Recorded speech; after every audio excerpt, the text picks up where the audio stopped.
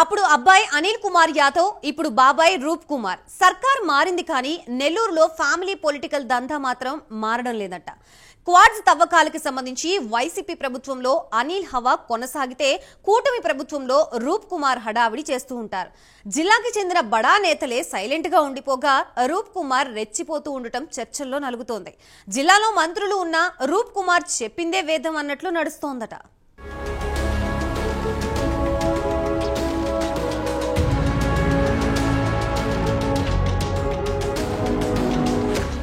ఉమ్మడి నెల్లూరు జిల్లాలో TDP clean sweep చేసింది. మహానాయకులెందరో ఈ జిల్లా నుంచి ప్రాతినిధ్యం వహిస్తున్నారు. మంత్రులు కూడా ఉన్నారు. అయితే కేవలం ఎన్నికలకు నెల రోజుల ముందు టీడీపీ కండువా కప్పుకున్న నెల్లూరు డిప్యూటీ మేయర్ రూప్ కుమార్ జిల్లాలో చక్రం తిప్పుతుండడం చర్చనీయాంశంగా మారింది. క్వాడ్స్ తవ్వకాలకు సంబంధించి దందాలతో డిప్యూటీ మేయర్ హోదాలో ద్వితీయ శ్రేణి హోదా నాయకుడు మాత్రమే అయిన రూప్ కుమార్ అంత హడావుడి చేస్తుండడంపై సర్వత్రా ఆశ్చర్యం వ్యక్తమవుతోంది.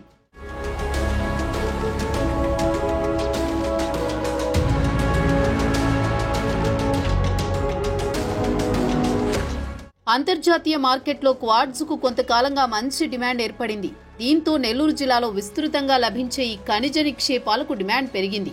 ఉమ్మడి నెల్లూరు జిల్లాలోని గూడూరు, వెంకటగిరి నియోజకవర్గాల పరిధిలోని సైదాపురం, రాపూరు మండలాల్లో క్వాడ్స్ గనులు పెద్ద సంఖ్యలో ఉన్నాయి. ప్రభుత్వ భూముల్లో ప్రైవేటు భూములు కలిపి మొత్తం 200కు పైగా గనులున్నాయి. వీటిలో 18 అధికారిక మైన్స్ ఉన్నాయి. సరిగ్గా వైసీపీ ప్రభుత్వ హయాంలో నెల్లూరు జిల్లా క్వాడ్స్ కు చైనాలో విపరీతమైన డిమాండ్ వచ్చింది. టన్ను ధర కనిష్టంగా 75,000 నుంచి 2 లక్షల వరకు పలుకుతోంది.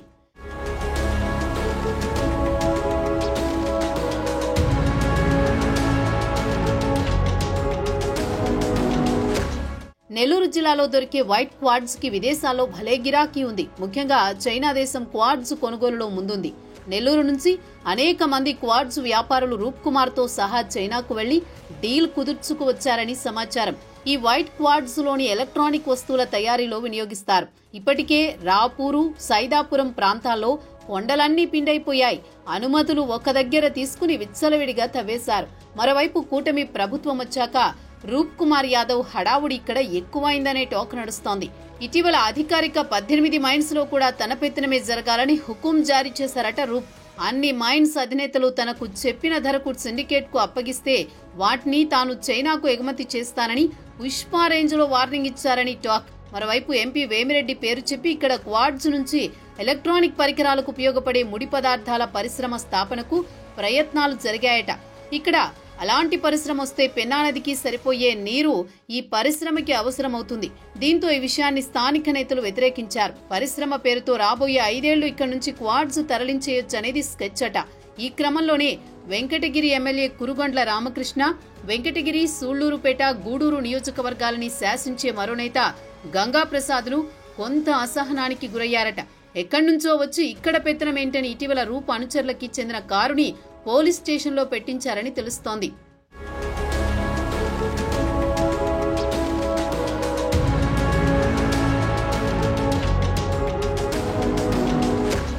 ఇటీవల ఎంపీ వేమిరెడ్డి, మంత్రి నారాయణలకి సన్నిహితంగా ఉన్న రూప్ వ్యవహారం మంత్రి ఎంపీకి తలనొప్పిగా మారిందని తెలిసింది.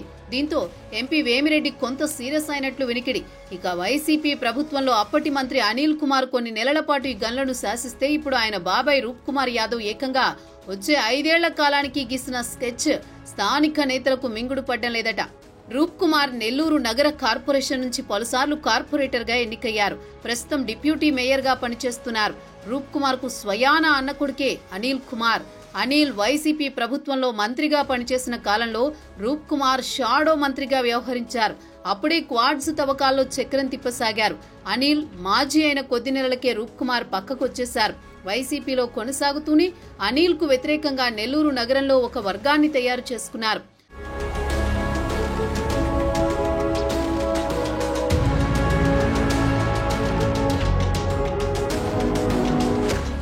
సరిగ్గా ఎన్నికలకు ముందు వేమిరెడ్డి ప్రభాకర్ రెడ్డితో కలిసి టీడీపీ తీర్థం పుచ్చుకున్నారు.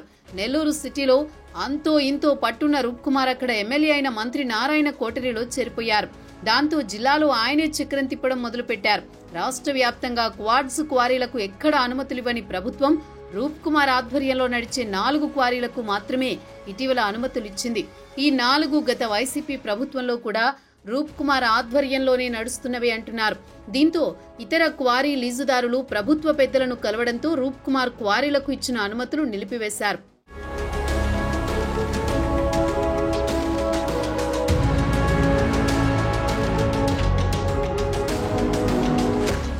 అసలు రూప్ కుమార్ వంటి సాధారణ నాయకునికి ఇంత పలుకుబడి ఎలా వచ్చింది?